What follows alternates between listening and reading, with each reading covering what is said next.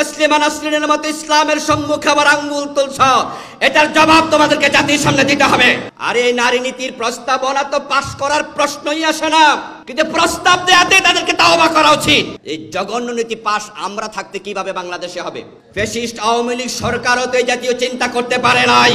আর আমাদের রক্তের উপর দাঁড়িয়ে তোমরা ক্ষমতায় এসেছ, ইসলামী বিধান নিয়ে তছনছ ছিনিমিনি করবে, এটা করতে দেওয়া হবে না। অবাক হয়েছি, সে সংস্কার কমিশনে এমন কিছু নারী সদস্য নিয়োগ দেওয়া হয়েছে যেখানে আমার মন বলে তাদের রিপোর্ট দেখে তারা ইসলামের রশ্মি শব্দও জানে না।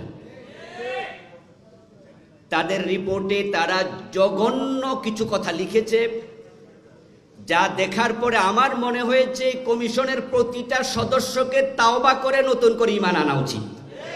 কারণ এক নাম্বার বিষয় হচ্ছে, তাদের সংস্কার কমিশনের রিপোর্ট তারা লিখেছে যে পারিবারিক জীবনে